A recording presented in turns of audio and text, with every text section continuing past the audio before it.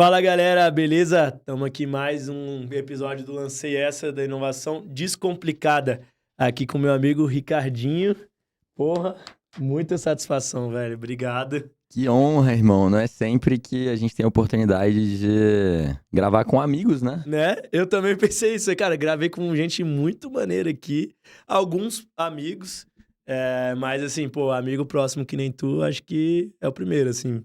Até ter cuidado, fui pensando, caraca, todo mundo que eu gravei, não. Tem alguns outros amigos aí, Jean, Giba, Efren, uma galerinha. Mas, porra, satisfação enorme, velho. Assim, quando a gente criou esse podcast, foi pra trazer algumas conversas que a gente faz e também aquelas que a gente ainda não faz pra popularizar, trazer mais, assim, pra galera conhecer empreendedores de Brasília, né? Então, todos os sócios aqui estão de alguma forma conectados com o empreendedorismo, né? Muito, muito mesmo, ou alguns até menos, mas todo mundo está conectado fortemente com o empreendedorismo, tanto local quanto nacional. E a gente falou, cara, a gente tem que dar a voz, dar a luz, né? Acho que nem precisa tanto para você, porque até tava falando com o Igão aí, né, Igão?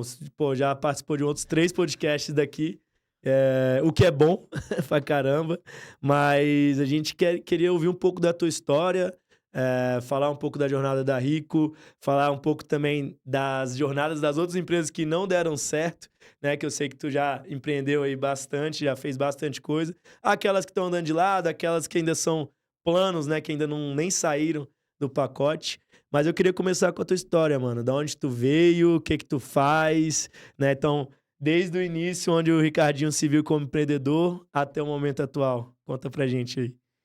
Irado, irmão. Pô, não tem como começar a falar da minha história sem puxar a referência da minha família, né? Então, é uma família de imigrantes. Se a gente for pegar meus avós, bisavós, a maior parte veio da Itália, se mudou pro interior de São Paulo. E foram basicamente pequenos produtores rurais. Minha avó, por parte de pai, cozinheira. E meu avô, por parte de mãe, teve uma pegada mais forte no comércio também. Então, produtor Legal. e comerciante, vamos dizer assim. E, e é muito legal ver que minha jornada deu muitas voltas até chegar numa parte parecida com um dos meus avós, né? Uhum. Um mix dessa De coisa lados toda. diferentes, né? Pai e Exato. mãe. E Legal. aí chegou no meu pai. Meu pai nasceu também nessa cidade, no interior de São Paulo, numa fazenda. E o primeiro emprego dele foi como açougueiro. Muitos anos depois se tornou engenheiro, voltou a mexer com carne. Hoje a principal atividade dele é ser pecuarista. Uhum. Minha mãe é psicóloga. Então os dois nasceram nessa cidade. Tive uma diferença de perspectiva gigante na minha vida do que um achava que era certo, do que o outro achava e tudo mais. Então vejo que isso foi um lado de privilégio muito forte também que eu tive. E aí comecei a empreender porque no segundo ano do ensino médio eu fiz um curso na escola, que era tipo um mini Empretec, que na época era a ECOA, Jogos Empresariais que fazia, o Do Moncler. Moncler, Exato, conheço. ele A deu uma gente acelerou palestra. ele É, na Cotidiano. ele deu uma palestra lá no Marista, eu acho que era o segundo ano. E aí contou uma história super inspiradora da vida assim, lançou o curso. E eu acabei fazendo e por conta desse curso eu comecei a vender espetinho. Então meu pai e minha irmã já estavam construindo uma marca de carne, que se chama Bife Passion, que foi o processo final de verticalização do nosso processo de produção, fazenda e tudo. E eu acompanhei desde cedo essa criação, tipo, sempre fui em degustação com meu pai, com os chefes e tal, né? É uma carne de muita qualidade, muito especial. Então, tanto a nível da qualidade da carne em si, quanto os processos de sustentabilidade. Foi a primeira marca de carne 100% sustentável do mundo pela Rainforest Alliance, né? Que é uma certificadora. Então, eu meio que cresci vendo meu pai e minha irmã construindo algo excepcional. A partir, né, Bife Passion, de uma paixão. Uhum. Então, essa coisa pegou muito forte em mim. A primeira ideia no curso de empreendedorismo era vender cesta de café da manhã. E aí eu fiz uma sociedade com um amigo meu, o João. Olha só como a história volta, né, depois. E aí Eu a gente conheço o produziu João? umas... Vou chegar lá e provavelmente tu vai conhecer. Tá. E aí a gente produziu, sei lá, umas 30, 40 cestas de café da manhã pra vender aqui no setor comercial, aqui embaixo. Aham. Acordamos 4 horas preparando a parada, chegamos aqui pra vender. MVP só 30, vamos ver se tá certo. e a gente não vendeu nenhuma, sabe? Aí a gente falou, nossa empresa deu errado e tal, então primeiro fracasso nesse sentido. Achei que você ia falar que não, a gente vendeu tudo e teve que voltar em casa e fazer mais. Zero. Tipo assim, realmente não vendemos. E aí nossa sociedade se encerrou nesse curso. E eu voltei, tive a ideia, que eu não sei por que não foi a primeira, de começar a vender espetinho, né? E aí eu fui falar com meu pai. Como essa história converge lá na frente é que 5 anos depois... Não. 3 anos depois disso, eu fui jogar futebol com o João nos Estados Unidos. A gente foi pra lá pra uma academia com mais alguns amigos e tudo. Teve proposta de bolsa e faculdade. Eu voltei pra abrir a empresa na época. Ele ficou nos Estados Unidos e agora ele voltou pra ser meu sócio numa nova operação da Rico. Então foi uma sociedade que começou 11 anos atrás, vamos dizer assim, dando errado, vendendo café da manhã. E agora tá dando super certo na última operação, que é uma loja do Parque Shopping. Então é legal ver como as coisas vão e vêm, né? Uhum. E aí esse curso, cara, eu comecei a sair 3 vezes por semana da escola pra vender espetinho. Acabou o curso, eu pedi pro meu pai pra continuar vendendo. Ele me deu autorização pra isso. Então, nem todo pai também faria isso, né? Talvez fosse um pai mais conservador, com viés... Não mexer com esse nome, vai Exato, estudar. né? Tipo assim, perder meia aula de português, meia aula de física, sei lá, pra poder vender espetinho na porta da escola, né? E aí, ele apoiou, o negócio começou a crescer um pouquinho mais na porta da escola. E aí comecei a fazer alguns eventos também dentro da cidade. Então, eventos gastronômicos, né? O chefe nos eixos que tinha na época, algumas festas juninas, algumas coisas. Eu ficava na parrilha lá, caçando espetinhos. Minha namorada na época ficava no caixa, o outro ficava passando farofa, amigo. Então era tipo 5, 6 amigos virando a madrugada vendendo espetinho em um evento. Foi meio que assim. E aí entrei na faculdade, fui fazer administração na UNB no meio do 3º ano. No primeiro semestre aconteceu essa viagem para os Estados Unidos que eu tava te falando. Acabei decidindo ficar em Brasília. E aí, na hora que eu fiquei em Brasília, eu falei, cara, eu preciso ficar, não dá pra só vender espetinho na porta da escola. Eu preciso formalizar esse negócio de algum jeito. E aí, fui pra São Paulo pra apresentar uma proposta pras minhas irmãs, que tocavam a marca da Bife, pra trazer uma filial pra Brasília. Elas não toparam na época, porque... Pô, Ricardo, tu é muito novo, tipo... Esse moleque tá fazendo agora. aí. Exato. Vem morar um tempo com a gente aqui em São Paulo. Muda sua faculdade pra cá. As duas fizeram faculdade lá, né? E aí, se der certo, tipo, a gente achar que faz sentido e tal, mais pra frente a gente monta um negócio em Brasília. E aí, tipo, eu acho que eu tive sempre um lado... Talvez competitivo por conta do esporte mais forte. Joguei futebol minha vida toda, né? E aí falei, cara, eu vou pra São Paulo porra nenhuma, sacou? Eu vou ficar em Brasília... todo mundo fala que pra fazer alguma coisa tem que ir pra São Paulo, etc e tal. E aí eu mudei a proposta que eu tinha feito pras minhas irmãs. E em vez de trazer a marca pra cá, eu falei, cara, eu vou abrir uma nova marca, que virou o nome Boutique Passion, e vou ser um revendedor da Bife aqui. Então vou começar a comprar carne e revender. Beleza? Beleza. O negócio começou assim. A gente vendia carne só por aplicativo, WhatsApp e Instagram no começo. Primeiro ano todo eu não tive funcionário, né? Isso foi em 2016. Eu ia perguntar, foi 2016. Inaugurou em março de 2016. Tá. E aí, também lancei nessa época um clube de carne, que era uma assinatura mensal, né? Um pacote de recorrência e tudo. E nesse ano de 2016, um dos eventos de espetinho que rolaram foi o Na Praia. Então, lá foi um grande divisor de águas na minha vida, tanto em nível de faturamento para minha empresa, vamos dizer assim, né? Um mês antes do Na Praia, o faturamento da empresa tinha sido 9 ou 11 mil por mês, sei lá, né? E aí, em 2 meses vendendo espetinho, 3 meses, sei lá, vendeu, tipo, 140 e poucos mil. Então, foi a primeira vez que eu, tipo, botei uma grana, de fato, no bolso. Foi a grana que permitiu reformar o estoque que eu ficava para transformar numa lojinha física lá na W2 Sul. E contratar a primeira galera para trabalhar comigo, que também foram amigos da faculdade, que eu fui puxando para dentro. E o negócio começou a partir daí. Também nesse Na Praia, eu acabei conhecendo o Rick, que é um dos produtores do evento. Um dia ele chegou, sei lá, a gente tinha conversado, eram umas 3 da manhã, porque eu tava encerrando a operação. Nessa época, eu ainda era muito operador, então ou eu tava assando o espetinho ou eu tava gerenciando a operação. E aí, no outro dia de manhã, ele chegou lá pra uma aula de yoga, sei lá, 8 e pouco da manhã. Eu tava lavando a grelha da churrasqueira. No domingo. Aqueles domingos que até tá voltando agora, né? Aquele Exato. domingo mais resenha ali de... Família e tal, tipo, uma vibe bem praia mesmo, né? E aí, ele chegou lá e falou, uai, irmão, tipo, dormiu aqui, né? Tipo, que porra é essa e tal?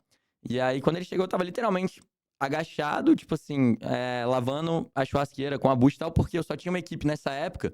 E de manhã eu tinha que estar aberto pela norma do evento, mas não vendia. Começava a Aham. vender meio-dia, 1 da tarde. Então eu falava pra equipe chegar esse horário.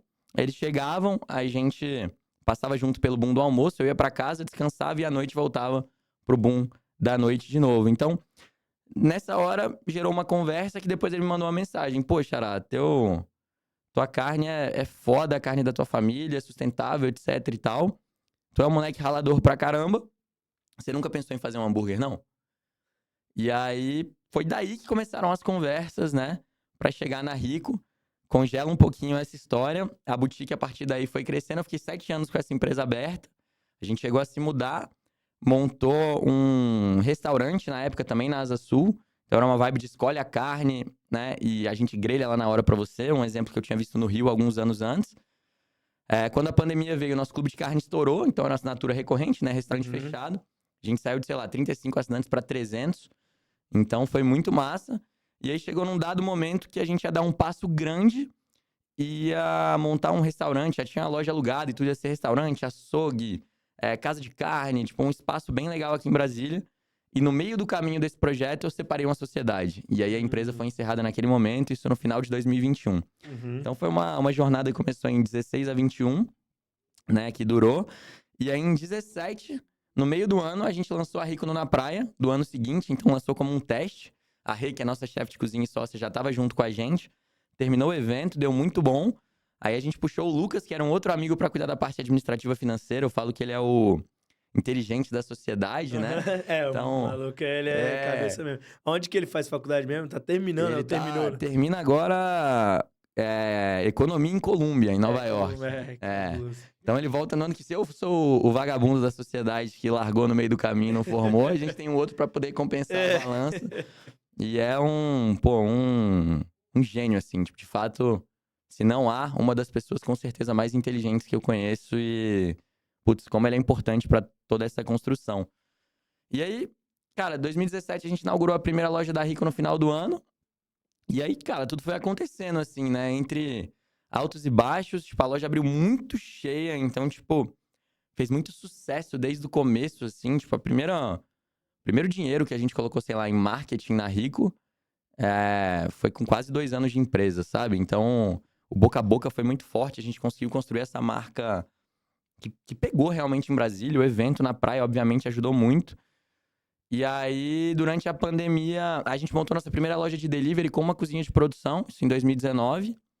Veio a pandemia, a gente teve que crescer para justificar esse investimento, então foi um momento que o rabo abanou o cachorro mais que o cachorro abanou o rabo.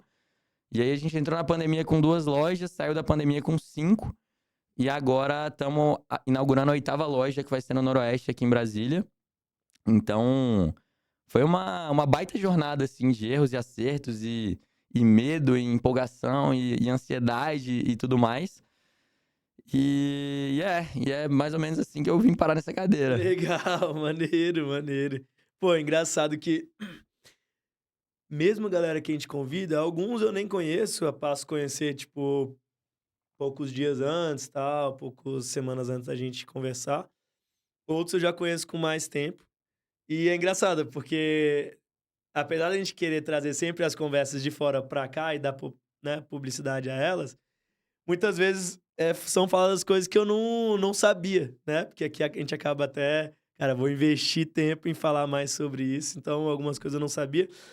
E, cara, eu queria falar das merdas que rolaram, assim, porque a Rico, principalmente, é um grande case, assim.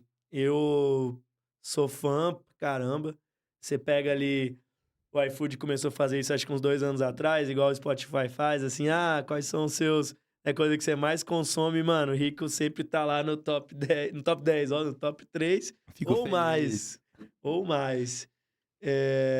E cara, em Brasília a gente tem algumas coisas que eu acho interessante, assim, tem muita coisa que tem um boom e para.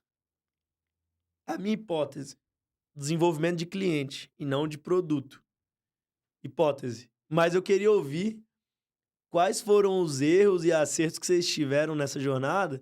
Aí até falando, assim, Não te trouxe aqui à toa, né? Porque eu sei que vocês inovaram bastante no processo, mas, cara, qual que é a mágica, assim? O que que vocês fizeram de tão bom? Claro, o produto é muito bom, mas, cara, eu já vi muito produto bom e os rolês não darem certo. Vocês já estão na jornada já tem um tempinho, assim. Conta pra gente, assim, um pouco dos principais acertos que vocês acreditam. Fala, cara, isso aqui foi muito bom.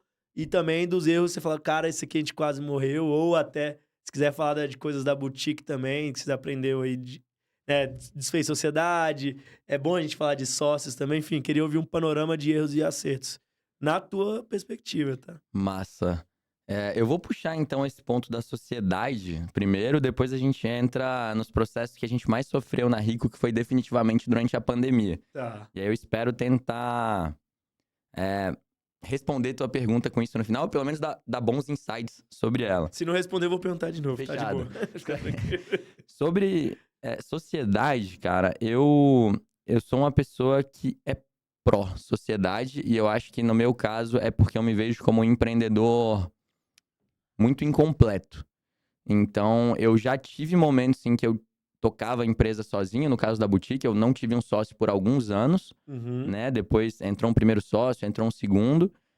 E no caso da Rico, eu vejo como essas diferentes perspectivas, né? Complementariedade no geral, fazem uma diferença para dentro do negócio. Então, por exemplo, eu tenho um lado muito forte da parte de gestão de pessoas, de criação, de movimento, vamos dizer assim, de abrir espaço, de abrir caminho.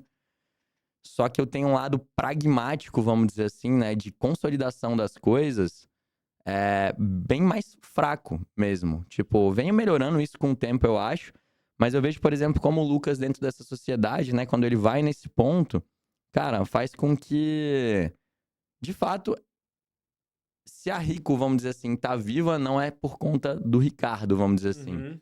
É por conta desse ecossistema que parte dessa diferença entre os sócios. Então a Rê tem um lado criativo muito forte, né, que isso reverbera para cardápio, reverbera para comunicação, reverbera para ambiente, loja, decoração. Então ela é artista dentro do negócio, assim, né?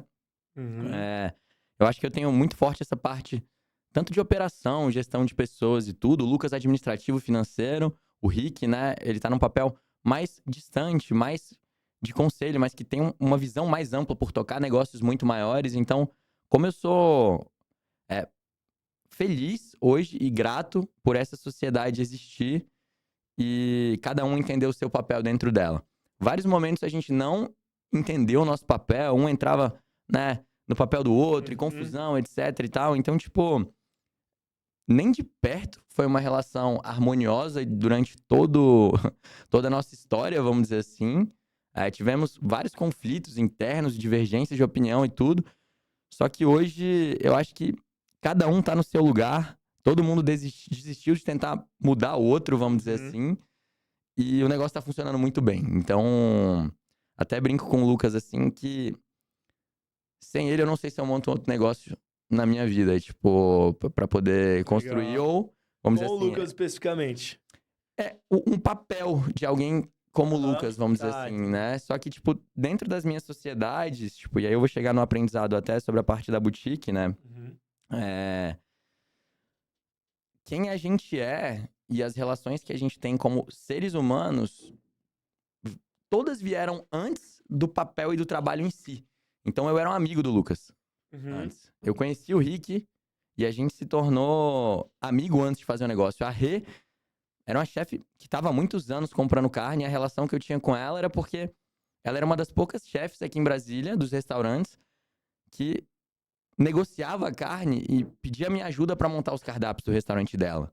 Porque eu fazia entrega, né? No começo dessa parte Uhum. eu pulei lá atrás, mas era o cara que dirigia a Fiorino. Aham. Então a maior parte dos donos de restaurante eu só deixava a carne lá e quando eles tinham que negociar preço, eles iam falar com meu pai. Aham.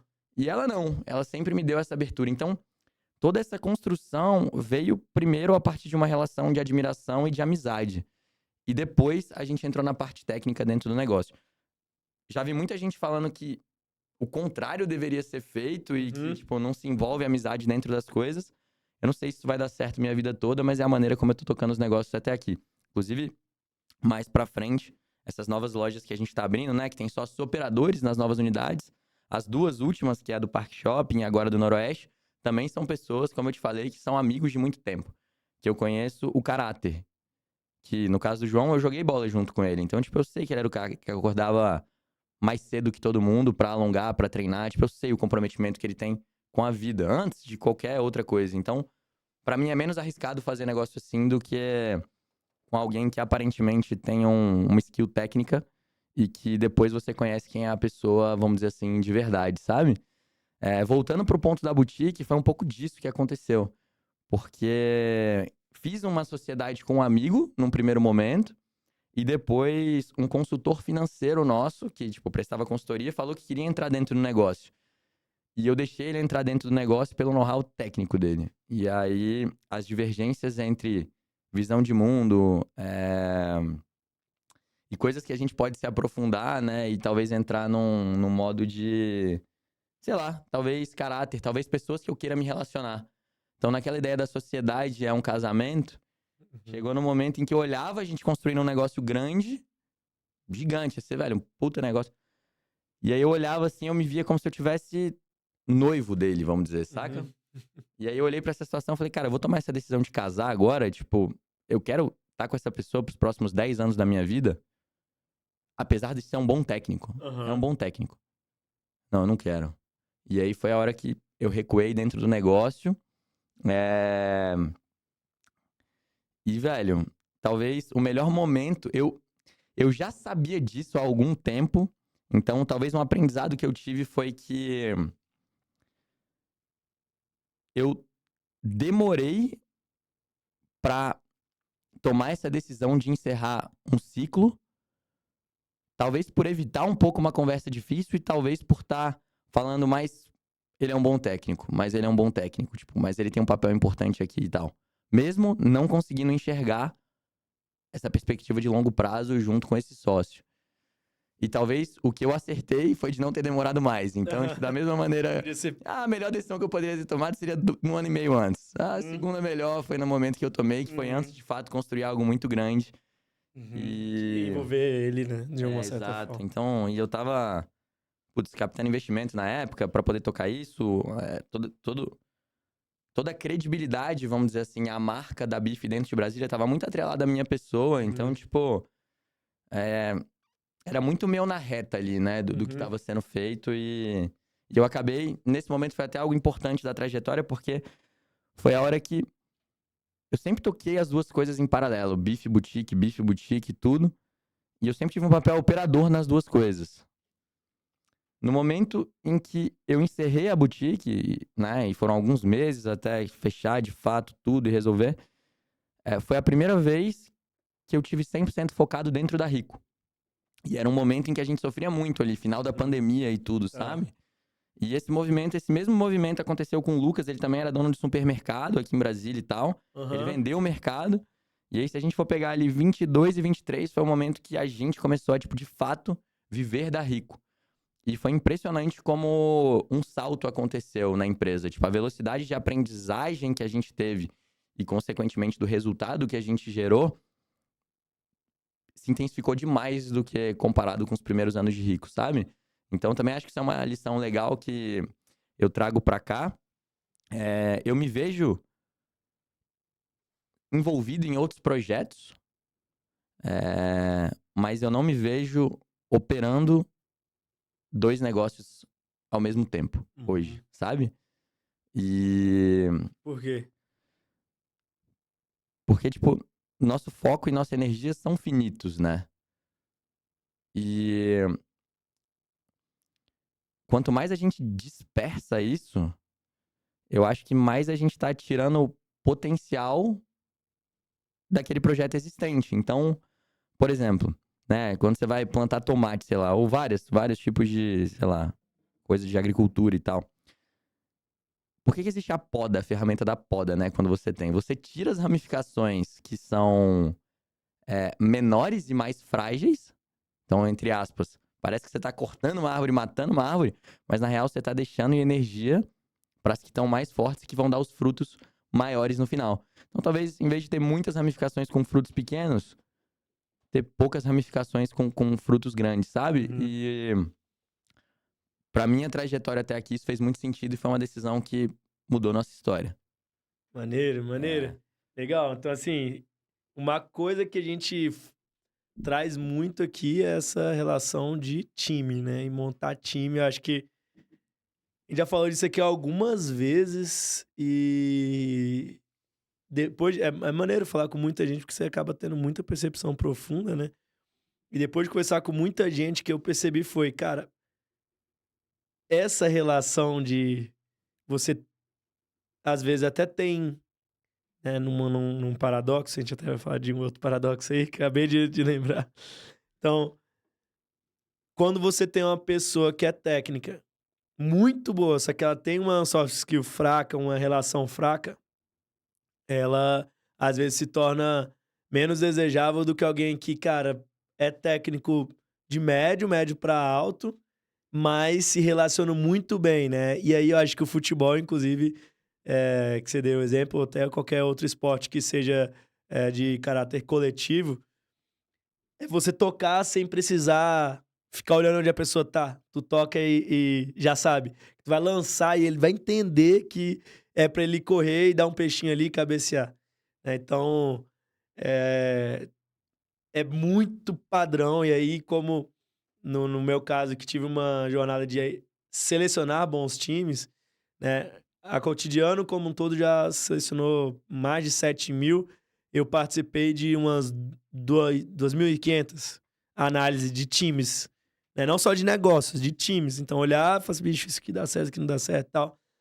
E pra mim também, cara, assim, eu até... Igão, tô falando um pouquinho mais hoje, tô me permitindo. Normalmente eu pergunto mais do que falo, mas é porque, cara, esse é um assunto que eu gosto muito, assim. Selecionar bons times é o que, de fato, muda totalmente o negócio. E eu não sei, assim, você acha que existe uma diferença disso quando a gente tá falando lá desde o início, que na minha pergunta tava o teor de Brasília, às vezes tem dificuldade de criar negócios, pequenos negócios, principalmente falando de comércio, que consiga prosperar. Tu acredita que tem alguma relação com isso ou não? Se tem outras variáveis? Com certeza existe uma correlação, e eu acho que a maior parte das pessoas que vêm para empreender, talvez elas venham empreender porque elas são técnicas barra apaixonadas pelos produtos que elas estão construindo. Então, se eu gosto de fazer hambúrguer em casa, eu vou abrir uma hamburgueria. Se eu faço bem um bolo, eu vou começar a vender bolo. Só que, no fim das contas, a construção do como um negócio é feito é mais importante do que o que ele vende. Porque mesmo que você faça um produto de extrema qualidade, sei lá, dentro da sua casa, como um hobby, garantir que esse produto vai ser escalável com grande qualidade não tem a ver com você saber cozinhar. Tem a ver com você saber montar time, tem a ver com você saber, tipo, montar bons controles, sistemas de governança e várias outras habilidades que não são do técnico, mas que são dessa cabeça mais do empresário, vamos dizer assim, né? O Ricardo Semler, ele tem uma segmentação boa que é do empreendedor, o empresário e o executivo, né? Que são as 3 fases que ele coloca na empresa. Tem aquele livro também que chama O Mito do Empreendedor, que fala sobre o técnico, o administrador e o empreendedor, né? São correlações que a gente pode ir trazendo. Então, o porquê que eu acho que muitas dessas pessoas morrem com o tempo é porque elas não fazem uma transição desse ponto de vista, desse lugar específico do realizador da tarefa para a perspectiva do organizador do sistema. E quanto mais você cresce, mais é necessário você estar na perspectiva do sistema, porque mais complexo esse sistema se torna. Então são 2 coisas aí que eu acho importante, né? Tanto a gente se desenvolver como indivíduo e estar aprendendo com os nossos erros, etc e tal, tudo mais, quanto a gente está aberto e está buscando conhecimento coletivo. Então, tem muita gente que já passou pelo que a gente passou. Muitos empresários, muitos cases, muitas coisas. E eu acho que, geralmente, o empreendedor que está começando está tão preocupado com estar dentro do trabalho dele, realizando uma determinada função. Vamos falar assim, É a ideia do cortando a árvore, que ele tá pouco tempo afiando o machado, vamos dizer assim, sabe? E se relacionando, talvez, com essa parte estrutural dentro do negócio, que aí envolve muitas coisas. E uma das coisas, se você for perguntar o porquê que a Rico prosperou, tipo, a primeira, não tem como quando a gente fala de alimentação, qualquer negócio, mas acho que alimentação, que é um negócio de margem menor, vamos dizer assim, né? É serviço, mas é produto, então você tem uma pressão muito grande por venda. Então, acho que a primeira coisa que é importante dentro disso é você, de fato, ter conseguido construir uma marca, conseguido gerar fãs. Isso não interessa tanto a tua gestão quando você tá com um negócio só, porque você consegue abafar esses problemas estando ali em cima. Então, a gente rico teve um momento de construção de marca muito forte que envolveu a gente abrindo na praia e a gente tocar aquilo lá, isso é um ponto. Quando a gente começou a crescer, todos os pequenos erros de gestão que a gente tinha e que eram abafados talvez com a nossa presença, se tornaram mais evidentes. Então eu falo sempre que eu achava que tocar 2 lojas seria 2 vezes mais difícil e foi 10 vezes mais difícil. Uhum. O que permitiu a gente sobreviver nesse momento? A gente tem investido em gestão e começar a tapar esses buracos. Então a gente passou um tempo, talvez até mais desapegado do produto e mais apegado com a necessidade de construir esse negócio por trás do produto. Que eu acho que muita gente não vai para dentro disso. E a gente teve acesso a crédito. Tanto quando a gente fala dos clientes vindo. Então, se a gente tivesse passado por esse momento com uma venda menor do que a venda que a gente teria, talvez tivesse sido um problema. Quanto a gente teve acesso à grana de banco, à grana durante a pandemia, né, de incentivos do governo, Pronamp, o caralho é 4 que a gente estava fazendo, quanto a gente tinha construído um bom caixa quando a gente tinha uma loja só. Então, eu acho que pessoas que foram pegas, vamos falar do cenário de pandemia, né? O que foi o caixa? O que foi o acesso a crédito, tanto próprio quanto não próprio pra gente? Foi uma coisa que deu mais tempo pra gente resolver o problema. Quem não tinha esse tempo, talvez tenha ficado pelo meio do caminho.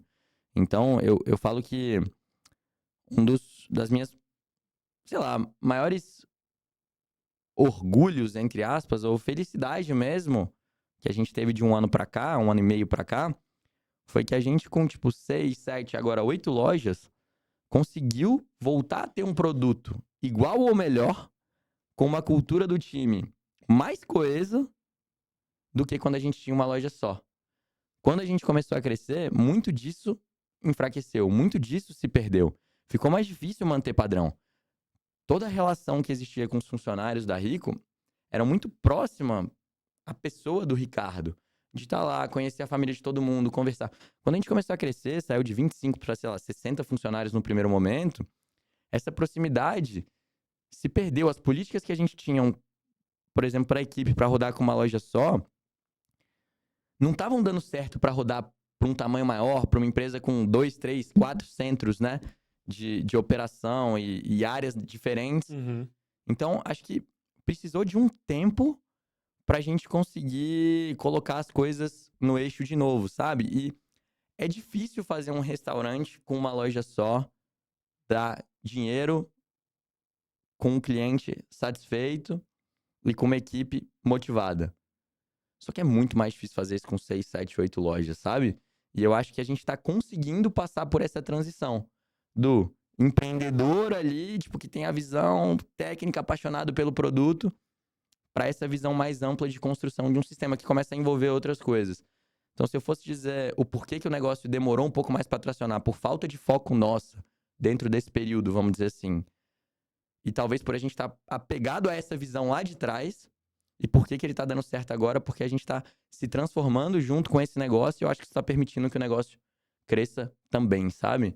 Então é uma simbiose, é um sistema descentralizado, rizomático, por definição, né? E com muita interação, velho. Então eu vejo que, né, até pivotando um pouco o assunto, mas quando a gente tá cuidando bem da nossa saúde, quando a gente tá cuidando bem dos nossos... Como indivíduo, pô, esse sistema que a gente tá inserido cresce. Quando esse sistema tá saudável, a gente participando desse sistema cresce junto. Então, acho que... Não sei se eu respondi tua pergunta, mas pelo menos eu dei Pô, pensamento sobre ela. você respondeu pra caramba. Se fosse uma prova, ia ter lá o SS lá com louvor, né? E você falou um negócio importante aqui, que, na verdade, não, vários, mas que ressalta, bom, além do que você falou para todo mundo que está nos ouvindo, também de partes que eu já conheço. E eu sei que eu conheço pouco a Rei e o Rick. Conheço, acho que menos a Rei e o Rick. Conheço o Portinho, né, o Lucas, um pouco mais, mas muito mais você. E eu vejo que uma coisa que você se preocupou foi sempre nesse como as coisas acontecem. E pelo modelo do teu negócio, as coisas dependem muito das pessoas. Então, quem para quem, né? Eu sei que você tem uns slogans nessa linha da Rico para fora e tudo mais. Tem alguns projetos sociais, por exemplo, na Colmeia, né? Não sei se o termo é esse, mas a penitenciária de mulheres aqui, né, do Distrito Federal em torno. De realocação profissional, custo e tudo mais. Ele se importa muito com as pessoas, que tenha muito a ver com o que você falou do modelo, sistema de gestão, porque elas precisam se encaixar. E para elas se encaixar, elas precisam entender como é que aquilo, né, funciona, precisam estar motivadas para isso. É um pouco do paradoxo que a gente comentou aqui antes da gravação começar. Então, qual que é o meu incentivo aqui? E aí, isso tudo eu tô falando de um tema só, que se chama cultura, né? Então, eu queria entender como que vocês desenharam essa cultura que, falando de comida, né, e tudo mais, esse me parece ser o tempero de vocês, assim. Gostei da analogia aí, irmão. Boa. Cara, eu... Durante muito tempo eu fiquei falando, cara, eu quero trabalhar com educação, eu quero trabalhar com educação, eu quero trabalhar com educação. E eu acho que eu enxergava que ter um restaurante era uma coisa e trabalhar com educação talvez fosse outra, né? Uhum. Eu já comentei com alguns amigos assim, tipo, que eu não sei se a escola que eu gostaria de colocar meu filho existe, né? Será que um dia eu vou participar da construção de um projeto como esse e tal? Esse tema de educação é uma coisa muito frequente na minha vida. E hoje, na verdade, eu vejo que educação, na verdade, pode estar dentro de qualquer lugar. E eu vejo que hoje, o como a gente vende hambúrguer, muitas vezes, está muito relacionado a um processo de educação interno e que, em alguns momentos, se torna externo a nós, que a gente vai chegar no ponto dos projetos sociais. Então, o que é educação, né, para mim, hoje? Educação tem a ver com desenvolvimento, com evolução, vamos dizer assim. Então, a gente pode pensar nisso, por exemplo, a partir da perspectiva de um sistema natural. A natureza tem uma constante pressão por evolução desde que começou até o infinito. Não para na gente como ser humano, né? Se isso é uma verdade, pra mim ela é meio que inegável, aí você pode ter ela tanto numa perspectiva mais cientificista, vamos dizer assim, quanto espiritualista, quanto qualquer coisa. Legal. Nós, seres humanos, também estamos aqui na Terra pra evoluir, velho. E é isso que a gente precisa. A gente passa mais tempo no nosso estado de vigília, acordado hoje, dentro do nosso trabalho do que em casa. Logo, talvez o lugar que a gente tenha a maior oportunidade para poder se transformar e evoluir como um ser humano seja o nosso trabalho. Se as condições estiverem estabelecidas e se a gente, como indivíduo, encarar essa oportunidade como uma oportunidade de transformação. Então, falando um pouquinho sobre a cultura da Rico e trazendo isso, né, como premissa, porque outra às vezes é útil a gente separar nossa vida pessoal e profissional. Separação de papéis é algo fundamental para a vida. Então, eu acho que esse é um lado da verdade, que é a gente conseguir separar onde a gente está, do que a gente está fazendo, do papel que a gente tem que realizar naquele ponto. Diferentes personalidades que a gente tem, vamos dizer assim. Mas lá no fundo delas existe algo comum, ou a gente almeja por esse algo comum. Então, um outro lado da vida é entender, uma outra perspectiva que eu acho útil é que não existe essa separação de vida pessoal e vida profissional. Então, se eu tô mal em casa, se eu tô mal de saúde, pro longo prazo em relação ao meu trabalho, com certeza isso vai Pode ser que no curto prazo eu consiga sacrificar, mas no longo, isso vai aparecer, isso vai sair debaixo do tapete, vamos dizer assim. Como é que a gente trabalha isso dentro da Rico, né? Quando a gente começou a falar do que era ser rico de verdade, a gente chegou nesse nome, vamos dizer assim, Rick, Ricardo, rico com 2 Cs, um C pra cada Ricardo. Na hora que o Rick falou isso, né? A gente chegou no nome, ele já virou e falou, porra, Xará, rico porque é Ricardo e Ricardo, na real, é algo muito pobre. O que é ser rico de verdade? E aí a gente partiu daquela frasezinha. Não tem gente que é tão pobre que a única coisa que tem é muito dinheiro? Então, se riqueza não é só dinheiro, é também dinheiro, o que mais é? E aí, velho, a gente foi amadurecendo isso com o tempo. Se você for na Rico, na camisa dos funcionários atrás, tá escrito por que rico, como uma pergunta, né? Uhum. Então a gente sempre definiu nossa história a partir desse questionamento e não da resposta que a gente encontrou. Ao longo desse caminho, cada vez mais riqueza, pra mim, tem a ver com esse senso de desenvolvimento, que tem a ver com esse senso de evolução, que é o que a gente tá falando desde sempre pra sempre. Então, o que isso aconteceu na Rico, né? Se evoluir é se desenvolver, no nosso vocabulário, é se enriquecer. Justo. Rico deixou de ter um... Quer espirrar aí, pô? Não veio, vai. Rico deixou de ter um RH, recursos humanos, para virar um EH, enriquecimento humano. Por quê? Uhum. Se a gente está querendo redefinir o que é riqueza, como é que a gente vai fazer para tornar a nossa cidade mais rica, de alguma forma? Financeiramente? Então, gerar emprego, etc e tal, isso é massa. Eu acho que tem esse lado também. Mas como é que a gente faz pro nosso time que está junto com a gente, de uma mão de obra que muitas vezes é de primeiro emprego, que não fica muito tempo, o cara saia mais rico do que ele entrou. Aí eu vou entrar. Como é que a gente faz para o nosso cliente, quando vem aqui dentro da Rico, gaste dinheiro, ou seja, monetariamente ali naquele período ele vai estar mais pobre, mas ele se enriqueça pela experiência que ele está recebendo ali. E eu detesto a palavra experiência hoje em dia. Tipo, experiência, cultura, porquê, propósito. Cara, essas palavras eu tô tentando parar de usar, mas às vezes elas fazem sentido e se encaixam. Por que esse ódio com essas palavras? São muito banalizadas. Tipo, hoje tudo é experiência, tudo é propósito, tudo é blá, blá, blá. Mas beleza, então que esse momento dele com a gente se torne memorável a ponto dele sair enriquecido de outras formas. E a gente começou a partir dessa construção, desse stakeholder, vamos dizer assim, né? Do funcionário que tá lá como time, e aí a gente olha para essa ótica a partir do autodesenvolvimento dele, saúde física, mental, emocional, entram políticas aí, dessa ótica de senso de pertencimento. Então são muitas políticas relacionadas à transparência, por exemplo, dentro da Rico, e a gente tem uma cultura muito inclusiva. Então, seja lá em relação ao que for, e isso é uma das coisas que eu percebo que fazem a diferença, e do ponto de vista de remuneração, que aí entra financeiramente e salário fixo, né, um pouco mais alto que o mercado, uma possibilidade de variável para geral, e uma cultura muito forte de feedback. Então, eu considero que receber um bom feedback é uma forma de remuneração que a gente tem, porque isso enriquece a gente. Então, contemplando essas 3 coisas, e aí a gente pode entrar nas políticas que a gente tem, de check-in emocional, de momento rico. Agora, sexta-feira, começa curso de teatro pra galera, teve curso de educação financeira, práticas de movimento, aula sobre violência contra a mulher. Então, tipo, geralmente são coisas que não tem a ver com trabalho no dia a dia, mas que desenvolvem aqueles pontos que a gente estava colocando. Massa, equipe. Quando eu falo do cliente, toda essa parte de experiência do cliente em si. Então, momento verba pra, encantamento de cliente, etc e tal, a gente vai trabalhando isso, legal. Com o tempo, meio que naturalmente a gente começou a ser chamado como marca para apoiar alguns projetos sociais.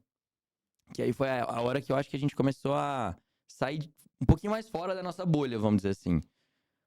No começo, a gente fez muitas ações de suporte, tipo assim, de dar hambúrguer pra galera ter um dia massa. Então, vamos mandar um monte de hambúrguer pra morador de rua, por exemplo, no dia das crianças, ou no dia das mulheres, ou no dia dos pais, E aí a gente ficou fazendo isso, que eu acho massa. Só que no final de 2022, tipo, isso começou a parecer pouco assim, porque pareciam ações muito picadas que geravam algum tipo de experiência massa pra galera e um dia feliz. E, pô, é importante ter isso, mas um problema mais profundo é como é que a gente faz com que essas pessoas que estão recebendo esse hambúrguer possam um dia comprar um hambúrguer desse.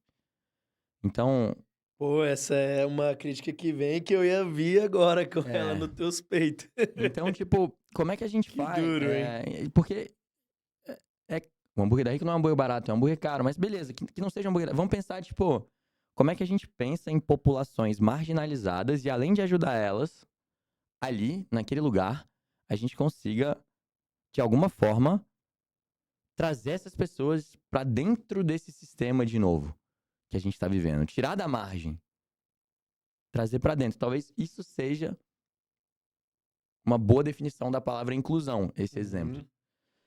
E eu falei, cara, eu queria procurar algum projeto que, além de mexer com o sintoma, esteja também mexendo com a causa. Vamos ver quem. No fim, foi fim de 2022. Eu coloquei que eu ia fazer isso no segundo trimestre de 23. Só que o que aconteceu foi, no final do primeiro tri, ali, sei lá, acho que foi fevereiro, eu tava em março, um grande amigo, que é videomaker e tal, me manda um áudio e fala, Ricardinho, eu queria te apresentar uma pessoa. Acho que você, tipo, vai dar muito bom. Ela toca um projeto que é massa, etc e tal. Não me falou o que era. Eu não perguntei o que era. Eu não perguntei quem era. E a gente marcou de se encontrar no Mané. Quando chego lá, tava o Digo, que é esse amigo, né? Que é o filmmaker. E tava a Shayla, que é a presidente e fundadora da AME. Que é uma instituição que chama AME Mulheres Esquecidas. Que presta o suporte tanto dentro do presídio, e começou assim, tanto a nível de acolhimento, quanto a nível de oferecer os itens básicos que uma mulher precisa, seja de vestuário, de, velho, irmão, o que for, né, que não é assistido pelo Estado. E depois começou com viés também de capacitação e reintegração dessas pessoas pro mercado de trabalho. E a Shayla, que é essa fundadora, ela era melhor amiga da minha irmã quando elas estavam, tipo, ensino fundamental e médio. Então, eu cheguei lá, não é possível que é você. Ela falou, não é possível que é você. Vocês já se conheciam, então? então? Conhecia dessa época, tipo, ela convivia na minha casa pra caramba. Só como você não perguntou o nome dela, só chegou lá e quando viu era ela. Era ela. E aí ela até demorou um pouco pra me reconhecer, assim, caramba, Rick e tal, não sei o que lá. E aí meio que tanto conectou os pontos pra mim quanto pra ela. E aí, pausa na história, mas uma coisa que aconteceu muito na minha vida é esse fenômeno que eu chamo de sincronicidade também. Então, essas coincidências que vão acontecendo, elas ditaram muito da minha e da nossa história até aqui, sabe? E na hora que a Shayla chegou, eu contei pra ela meio que qual era a nossa intenção como rico. E aí a gente desenvolveu um projeto de 3 frentes junto com a AME. Então, uma primeira frente de arrecadação. Então, uma vez por ano, a gente faz tipo um Mac Dia Feliz na Rico, né? E a gente pega... Foi recente nosso também, tem um mês, né? Foi. Nosso aniversário é em junho, né? Essa ação esse ano foi em julho. E a gente converte a venda tipo, de todo carne e queijo, que é o hambúrguer mais vendido, carne e queijo com bacon, e de um milkshake, né, da Keep Sweet, que é de uma empresa de uma amiga minha que mexe com causas sociais também, da Bela, para doação. E aí nossos parceiros bonificam produto, etc e tal. Então, a primeira ação que a gente fez foi em 2018, não com a AME, mas em parceria com a Bela. A gente arrecadou 11 mil. Bela Fialho. Bela Fialho. A segunda foi no ano passado, a gente arrecadou 17 mil, esse ano a gente arrecadou de 25 mil. Então, tipo, de fato, é uma grana que roda o projeto por mais de 6 meses. Então, é muito massa ver isso. Então, esse é um ponto 1. Vamos arrecadar grana. Um segundo ponto é o ponto de reintegração dessas mulheres no mercado de trabalho. Então, todo mundo que sai do presídio e passa pelo crivo da diretoria e da AME, encaminham pra gente o currículo dessas pessoas e a gente coloca no nosso processo seletivo, bota pra fazer teste, são tratados como um funcionário normal. Eu falo que na Rico... o passado não importa muito. Então, não me interessa muito se você veio de uma faculdade ou se você veio de um presídio. O que importa mais é como é que você tá querendo construir o que vem pra frente a partir de agora. Às vezes isso dá certo, às vezes não dá. Natural. Beleza. Então, a gente tem esse ponto de contratar. A gente já contratou 12 ou 13 pessoas nesse 1 ano e pouco de projeto.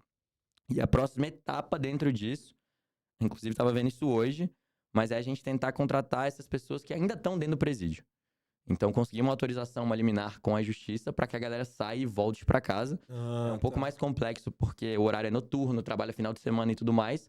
Mas eu acho que é a próxima etapa para ter mais tempo dessa reintegração dessas pessoas ali, sabe? O custo de oportunidade para essas pessoas fica menor. Vamos dizer assim, eu acho que a gente vai conseguir um trabalho ainda mais efetivo em manter essa galera junto com a gente. E um ponto 3 é um ponto de capacitação, que aí a gente vai para dentro do presídio. Então, a gente já foi tanto dentro do presídio de Lusiânia, quanto na Colmeia, que é aqui no Distrito Federal. E a gente faz 2 dias de capacitação. Um dia de capacitação teórica, Então, são 5 horas de... Cara, é tipo a gente receber um funcionário novo na Rico. Então, passa sobre mercado de alimentação, sobre boas práticas, sobre... vai entrando. Tudo que essa pessoa precisa saber para poder trabalhar no mercado de alimentação, seja na Rico ou não. Então, a gente trata isso até de uma forma um pouquinho mais abrangente. E no segundo dia, a gente, como Rico, faz muito evento, né? Então, a gente tem, né, equipamento e tal, faz festa de 15 anos, casamento, eventos grandes. A gente leva a nossa estrutura de evento para dentro do presídio.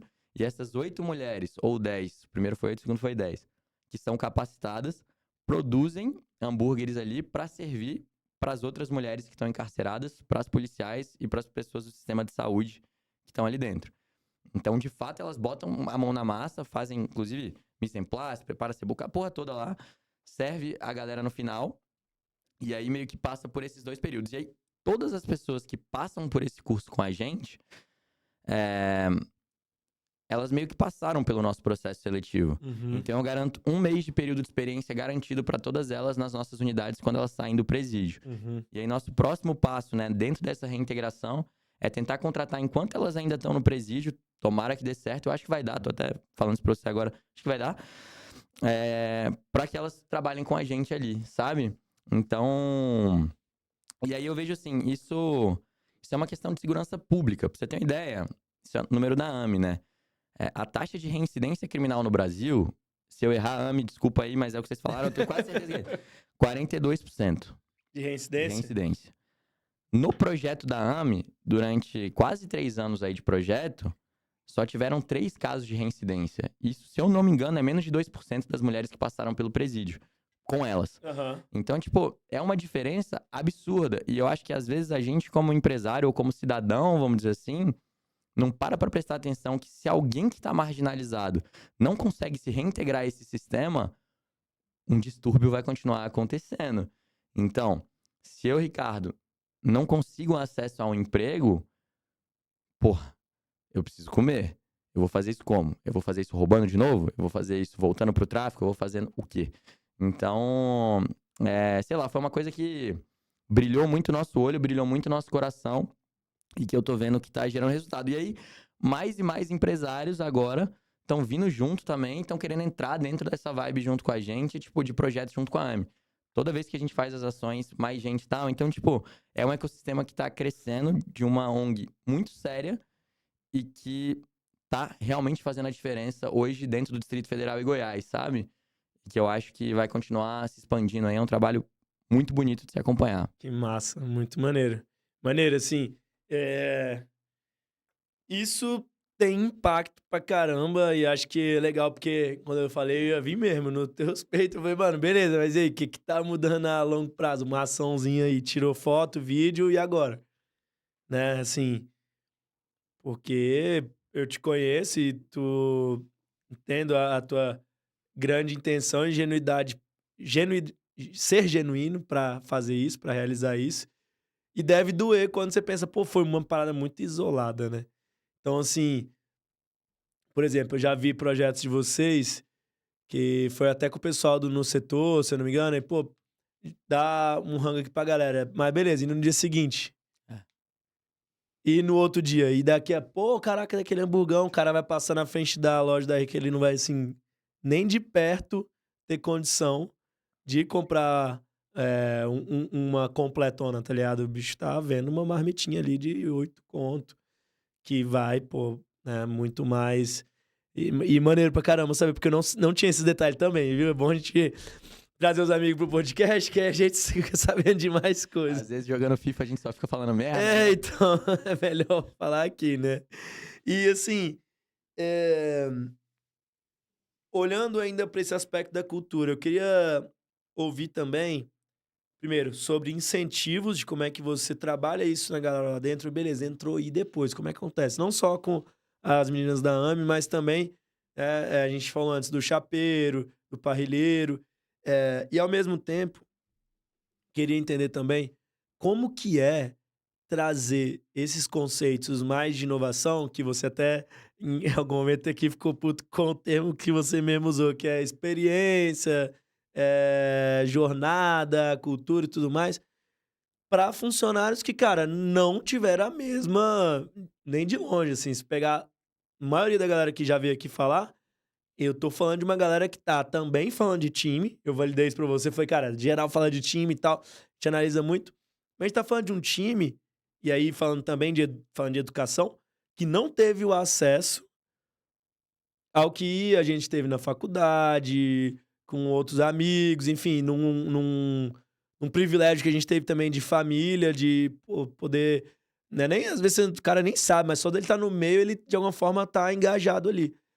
Então, assim, pô, beleza, você vai tá fazendo essa. Quando você for de enriquecimento humano, pode ter certeza que a gente vai ter hater ali que vai falar assim: ah, beleza, seu playboyzinho de enriquecimento humano, mas minha mãe que trabalha aí com você ganha um salário mínimo 2 e tudo mais. E aí, como é que é esse confronto de realidade?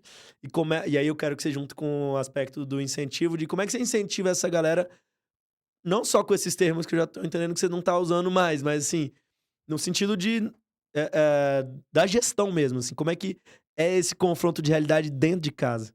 Irado. Primeiro, é, a gente tem que entender a natureza do negócio que a gente trabalha, né? Então, tipo, alimentação para base nunca vai ser o setor que vai pagar os maiores salários. Não tem como. Uhum. Pela margem, faz parte da natureza do negócio. Então, a entrada num restaurante vai ser uma entrada com salários mais baixos, perto do piso. O que vem para trabalhar? Pessoas que vêm de uma educação muito diferente da galera de startup que tá vindo aqui. Sim. E muita gente de primeiro emprego. Então, é basicamente com essa mão de obra que a gente está trabalhando ali. Outra natureza do nosso negócio.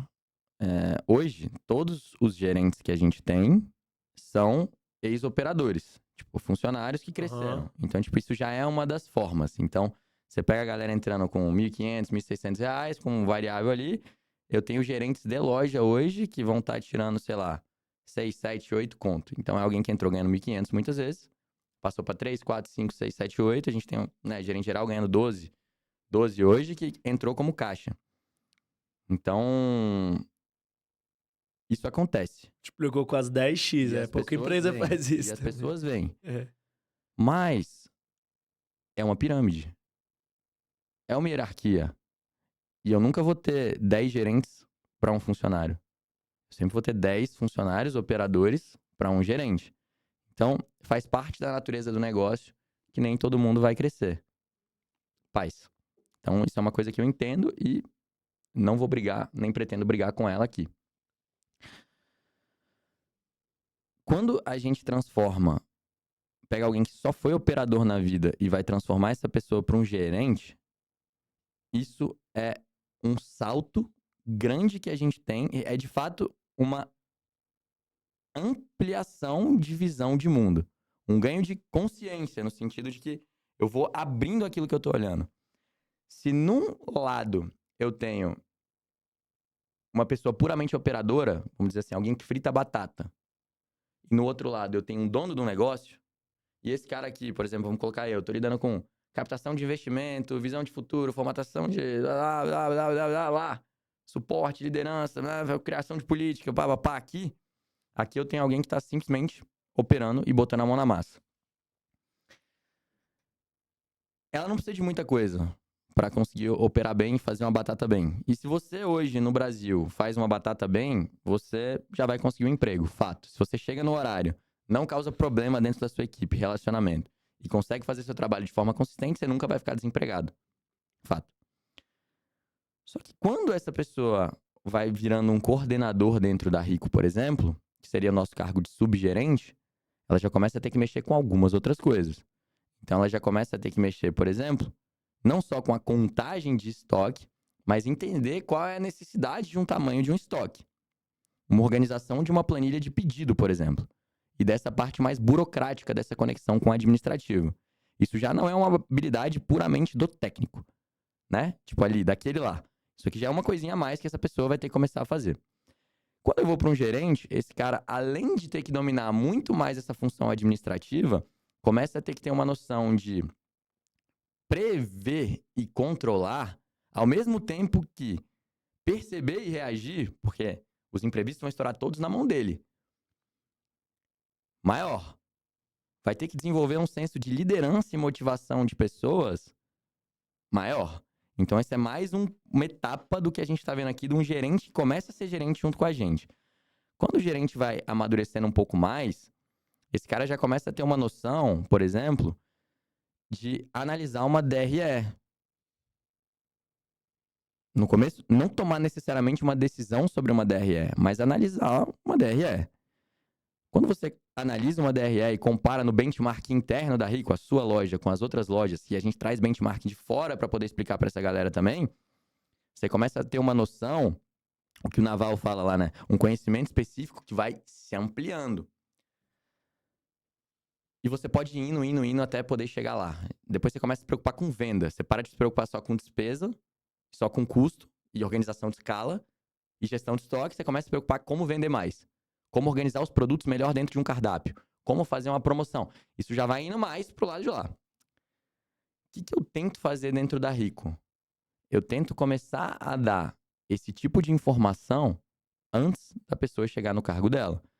Por exemplo, nas próprias reuniões trimestrais que eu faço com o time de cada loja, eu abro a DRE daquela unidade para todos os funcionários.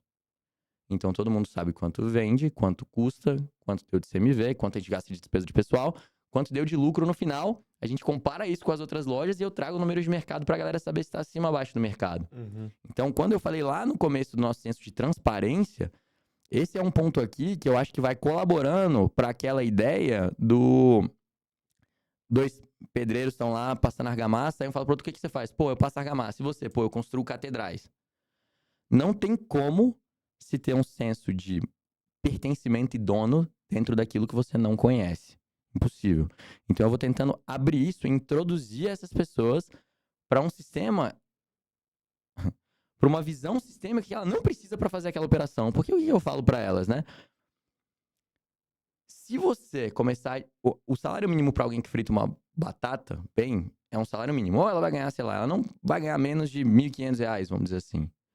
Se você já aprendeu a liderar, planejar, pedir, controlar estoque, mesmo que você entre no outro restaurante saindo da Rico, ganhando R$1.500, vai ser muito rápido você chegar até 2,5, 3 e 4. Então eu falo que seu salário mínimo não é mais 1,5, seu salário mínimo agora é 4.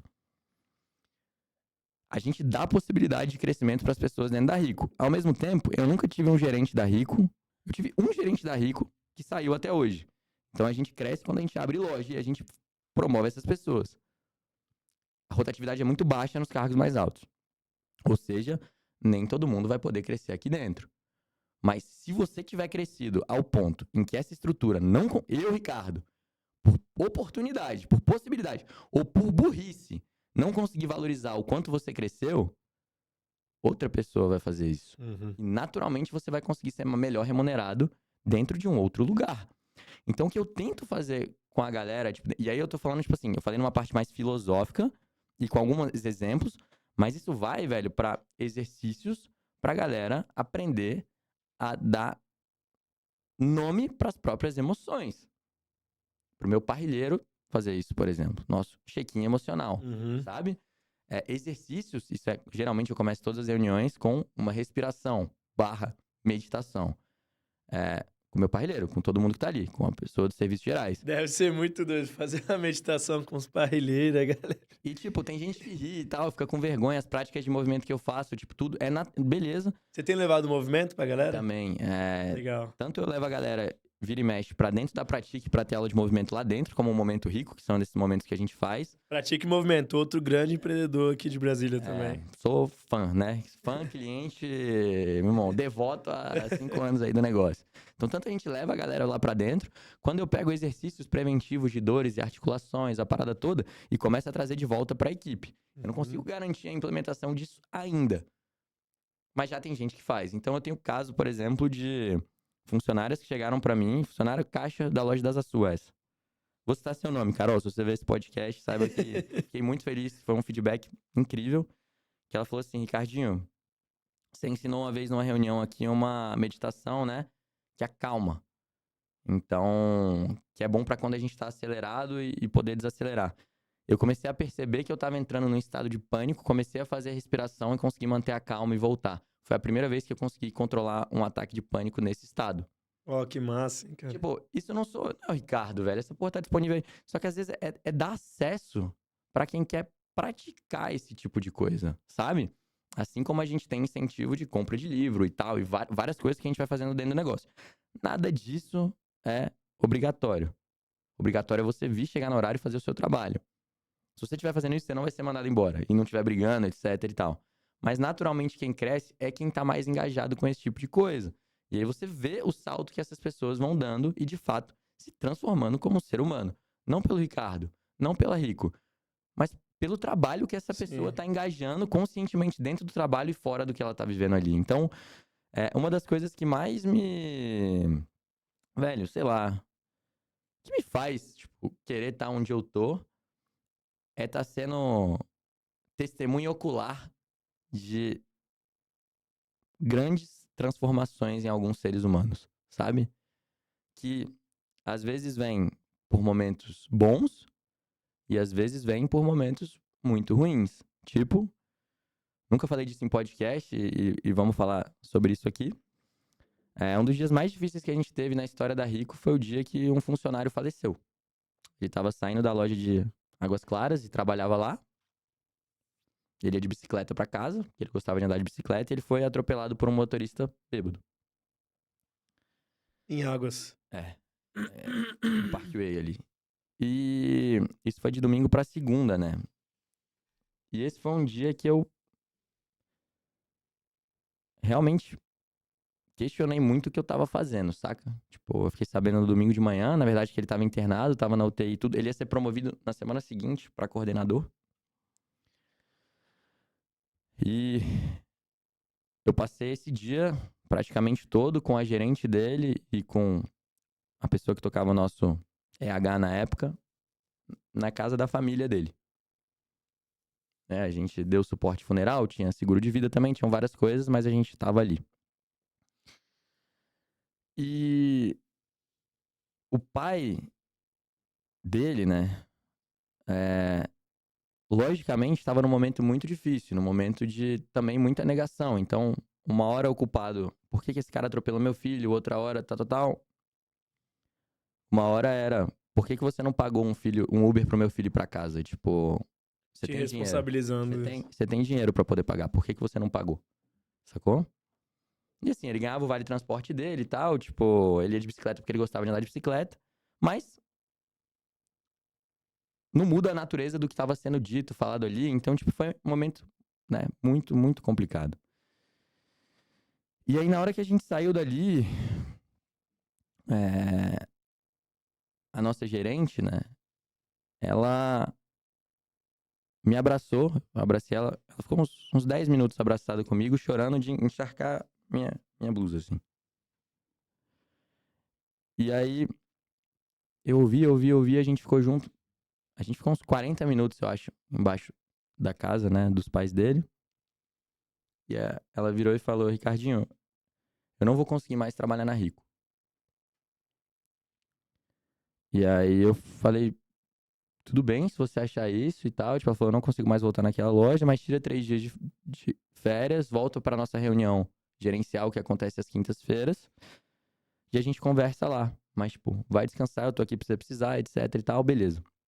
Quando a gente chegou na reunião na quinta-feira, né, assim como quando, né, quem é de Brasília deve ter visto, mas meu sócio sofreu um acidente um mês atrás, um mês e meio atrás. Caiu de helicóptero e eu tava indo pra reunião quando eu recebi a notícia e a gente ainda não sabia como ele tava. Então eu cheguei lá sem saber como tava sendo o resgate. E aí, nos dois casos, a reunião que era pra falar de resultado, aparentemente, virou um momento de no primeiro momento, choro. Num segundo momento, no caso do Rick, né, uma roda de oração. E a gente ficou mais de 40, 50 minutos de mão dada, cada um fazendo a sua intenção, Tem gente que é evangélico, tem gente que é ateu, tem gente que é cada um na sua. Depois a gente começou a falar do que mais, por exemplo, né, no caso do Rick, do meu sócio, a gente gostava e valorizava nele, do que mais a gente, sei lá, talvez gostaria de ter falado pra ele, não falou e vai falar da próxima vez que tiver oportunidade. E naturalmente a gente caiu num momento de contemplação muito grande sobre a morte. E essa reunião, as duas, virou um assunto pra gente conversar sobre a morte. A que aconteceu, a que não aconteceu, a nossa que vai acontecer e a gente não sabe quando. E no caso do dia, né, do funcionário que faleceu, chegou a hora da G falar. Que era essa gerente. até então. Acabei falando, eu tava tentando não falar o nome, agora foi, então beleza. Mas tudo bem. E chegou na hora dela, e o pai do menino, quando a gente tava na casa dele, comentou que várias vezes ele chegava em casa e falava o quanto ele tava aprendendo com ela. Várias. E aí ela virou nessa hora e falou, Ricardinho, eu queria pedir a palavra e tal. Eu falei, claro. Ela falou, eu te disse aquele dia que eu não ia mais querer trabalhar na Rico, mas agora eu queria te dizer que eu só saio daqui se você me mandar embora, porque eu só quero poder fazer por mais pessoas que eu pude fazer por ele. E eu sei que aqui eu vou ter oportunidade pra fazer isso. E nessa hora, eu vi, né, nas semanas que vieram depois disso, nos meses que vieram depois disso, uma das transformações mais profundas que eu já vi um ser humano passar na vida, sabe? E empresa não é só pra coisa boa. Família não é só pra coisa boa. A gente não perdeu ninguém no Covid. A gente teve 2 pessoas com dengue hemorrágica no ano passado. Em algum momento, vai acontecer de novo. Comigo, com você, com alguém que tá com a gente, tipo. E eu acho que parte dessa cultura que deve ser formada dentro de um lugar tem a ver com essa habilidade de ter conversas difíceis sobre o trabalho e sobre a vida. Conversas que se alinhem com a natureza da vida em si e não só com a ferramenta que a gente tem para poder gerar dinheiro, sabe? Então, se você me perguntar, tipo, no fim, por que a cultura da Rico me pega pra estar ali, né? Por que eu sou tão grato por estar ali?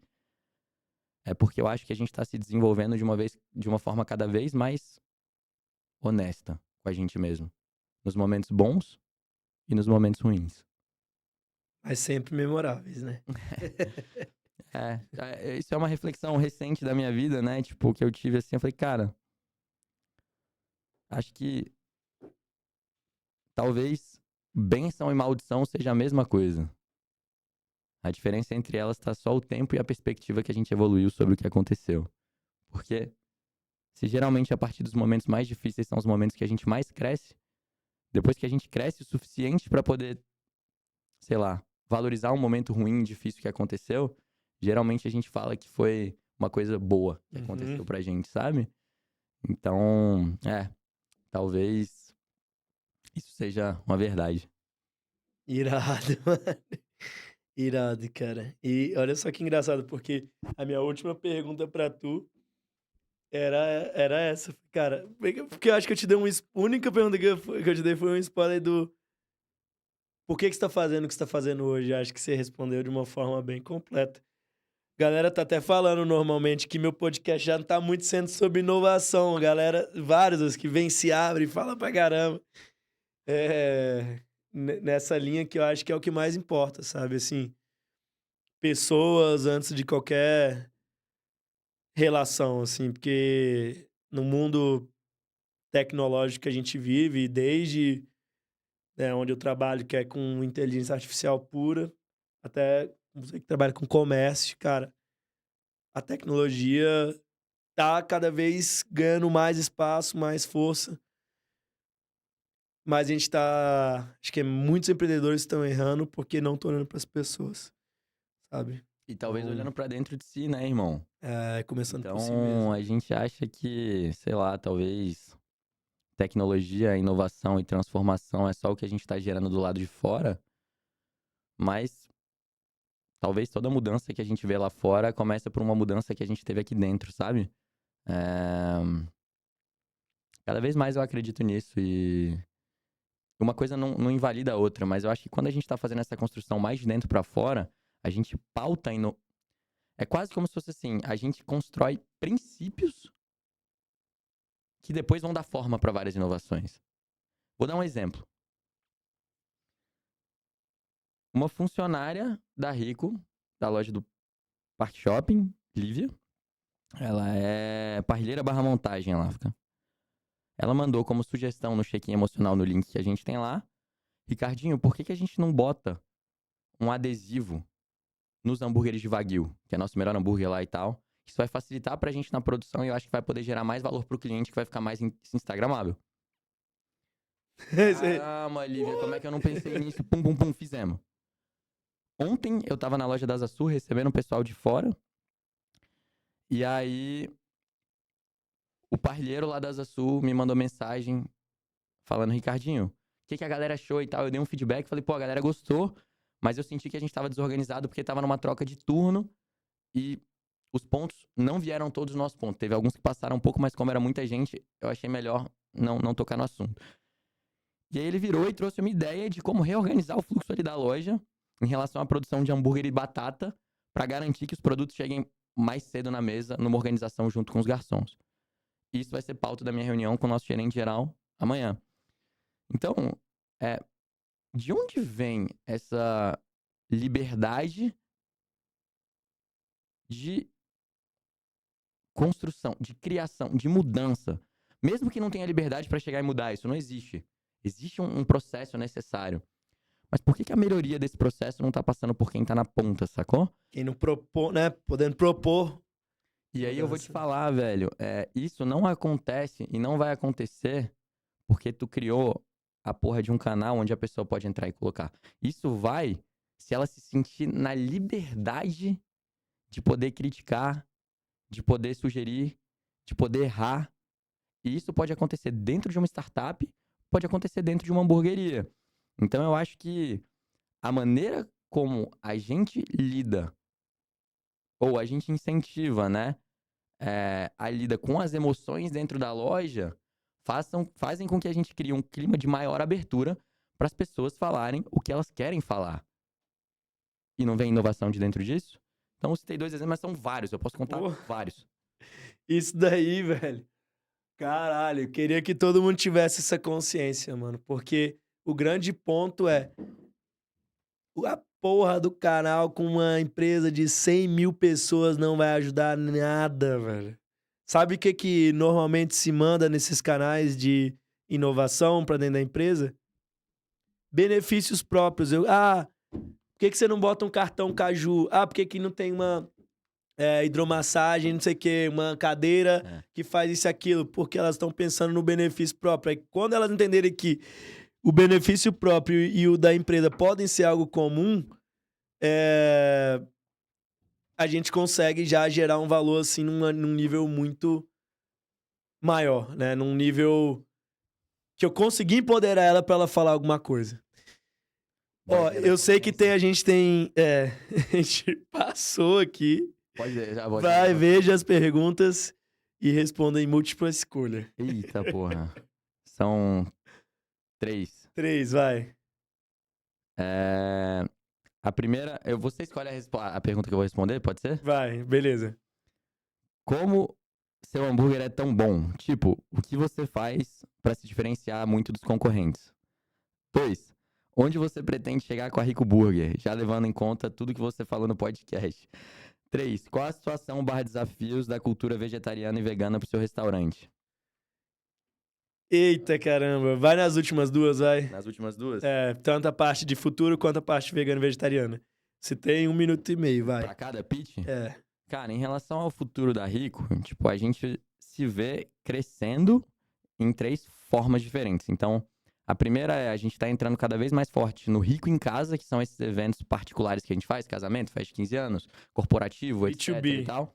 e B2C também. Legal. Então, tipo, Justo. a gente leva a nossa operação para um evento privado, sabe? E essa parada vem crescendo bastante, eu vejo que isso... Inclusive, um dos primeiros foi comigo, hein? Um dos primeiros foi contigo, irmão, definitivamente. Ano novo do Caos, 2019 pra 2020. Te convidei, você topou e deu muito certo. Um dos primeiros, irmão. Teve bife e teve rico. Aí, uma segunda frente é a gente tirar Rico de Brasília, então montar lojas fora daqui. Então, tipo, acho que isso vai rolar, acho que não tá longe, mas eu não sei exatamente o ponto. E uma terceira é a gente virar um grupo gastronômico e começar a trabalhar com outras marcas e outros restaurantes dentro da cidade.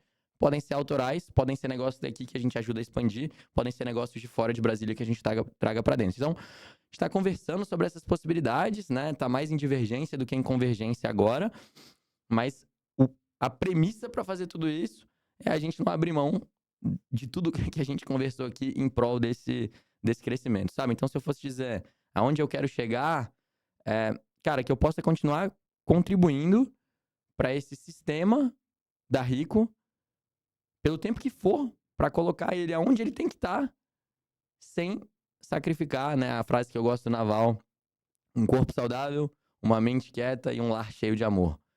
3 coisas que só podem ser conquistadas e não podem ser compradas. Gosto muito dessa frase e pretendo conseguir manter essas bolinhas equilibradas em toda essa construção. Malabares. Então, esse é um ponto. O ponto da cultura vegana e vegetariana.